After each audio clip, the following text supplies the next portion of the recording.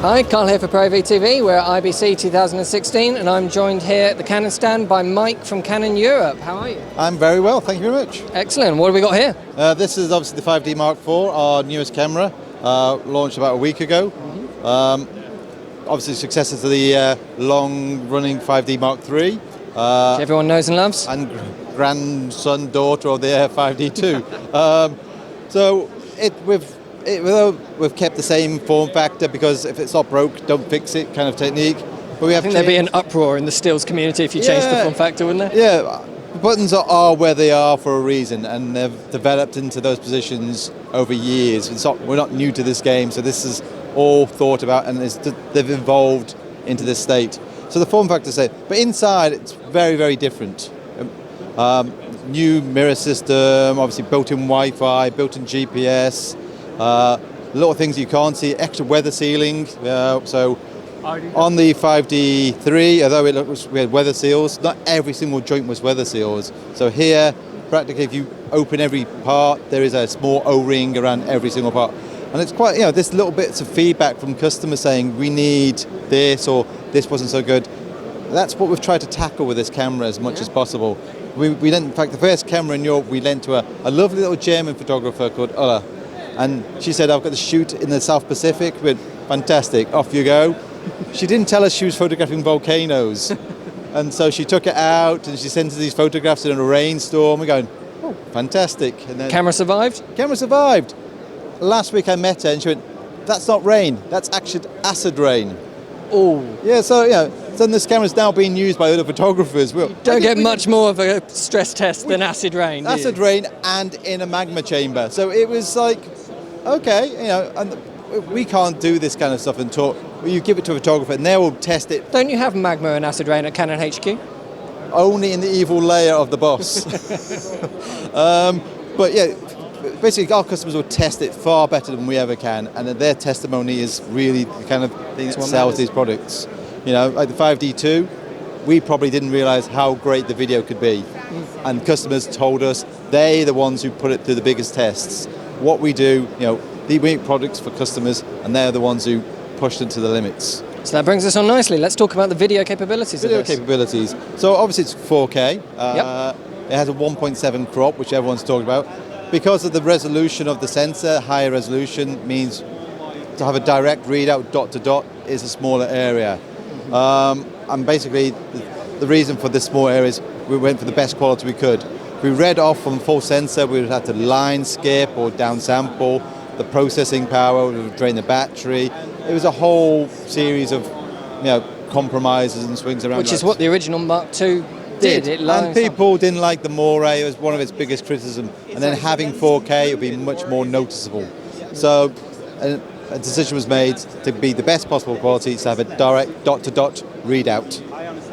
Great. Which unfortunately means there's a 1.7 crop. Yeah, the 1.7 times crop is a shame, but I mean, what's APS-C size? Yeah, I mean, that's 1.6. It's not too far off thing. It's bigger than the micro 4/3 size anyway.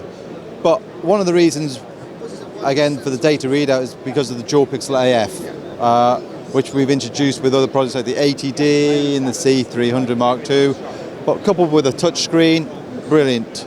Now, we saw this on the 1DX Mark II, didn't Yes. we? Is it improved here from the 1DX? Yeah, you have better servo control on here now, but very fundamentally the same as the 1DX. So a great ability to pull focus, touch one point, touch another, and then camera will shift. And you've got control over that speed. I mean, it's very useful. It's the fact that the engineers have thought about it, and because of education through watching films and TV, you get a smooth focus pull.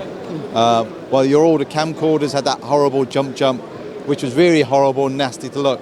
Because we've been educated visually, watching the best films and the best TVs, you get a smooth focus pull. And that's adjustable as well. And that is adjustable, and that is controllable in the camera. If you do want that horrible camcorder zip, you can push it to the plus setting.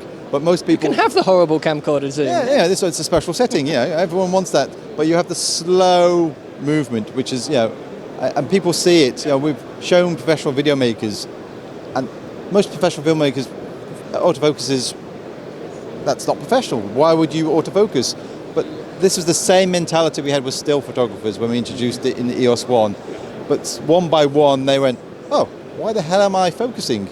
This can do it for me easily. So it makes it ideal as a run and gun. There are situations where manual focus will be superior and ideal, but there are places where you're tracking. If I want to move towards this camera now, the camera might have a fit, and they all have to try to track me.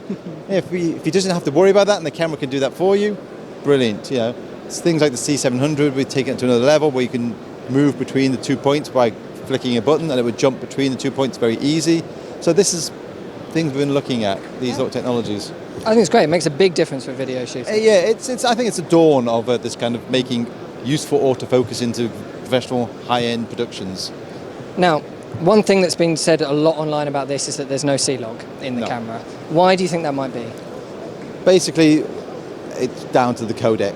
I mean, for the 4K, to keep the processing power down, keep the battery life up, we've used a motion JPEG codec, which will limit your bit depth, which means putting a C-Log really kind of it's putting bells and whistles on something that really is not kind of suitable. Not designed for that. It would actually diminish the C-Log structure. C-Log is a fantastic grading tool. But only if you've got the bit depth and the color range and everything to do that. On here, it would just be slapping a sticker on it just for the sake of it. It wouldn't actually give you a better performance as such. That's a very reasonable argument.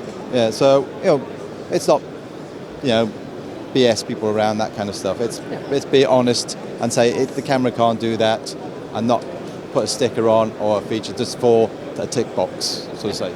Fair enough. Okay. But in terms of the gamma profiles it does have, it's basically the same as the 1DX, is that right? Yeah. Obviously, the 1DX Mark II, you obviously have the fine detail setting, which has now improved the sharpening, so you get much more subtle sharpening. So one thing that we introduced with recent cameras that maybe forgotten about is we now have different levels of sharpening, almost like your Photoshops. So you've got your halo control and your strength, so you can actually create a whole sharpening profile. So it's improved since, because it always used to be with the 5D Mark II and 5D Mark III, you turn off sharpening. Yeah, you had a Canon sharpening. And sometimes it's nice to have a bit of sharpening, but you've actually got control of the whole kind of contours that how you profile your sharpening system. And the fine detail is designed to maximize the resolution of the image, sacrificing the sharpening. Obviously, people forget about as well is the picture style tool that we have, which you can get to the USB, which allows you to create your own picture style, customized, and you can do that in real time. Very interesting. So very you put cool. the camera in, scene, on your laptop, you can play with the image in real time. Presumably you can upload and share those with other people. Save it to the camera, and then it's nameable. You choose your name, you save it. But in the old days, you had to fiddle with an image, save it. Now, with the 1DC, we introduced it, and it's now into this product as well. Do it through live view. Do live view. Actually, just do it on your laptop, and you're playing with the color while the camera's pointing at the subject, and you can actually get a much better customized profile by yourself. That sounds cool. Anything else you want to talk about? Again, the Wi-Fi functionality is quite, obviously really good for stills. It features FTP, etc. So you could send MP4 videos if you need to. If you're working for news gathering and you want to send something very quickly. 4K is obviously too big to send, but for news, it's all about instantaneous delivery of stuff. But the Wi-Fi also allows you to monitor on an iPad, phone, tablet. Audio levels are controllable on the system. And again, the dual pixel AF, where we actually shot a pop video, where we did in a single take, focus pulling from a Samsung tablet without any fancy technology, just walking down a street, camera hand here, I held the tablet, and then when they wanted to, I could just touch and it would pull focus. And as we walked down, all done in one take, all motion. Sounds very simple. Normally you'd need like several £1,000s worth of kit to do something like that. Yeah, and it's great for low budget kind of productions. And they could strap the camera to the bonnet on a simple rig. DOP could see because of the autofocus with the tablet and basically monitor what's going on, stop and start when they're going around the right places. Yeah, you could do that with the fancy rigs and expect, but this is a low cost, simple solution that's all kind of built into the camera. Okay, that's fantastic. I'm looking forward to getting my hands on one. Thank you very much. Okay, thank you.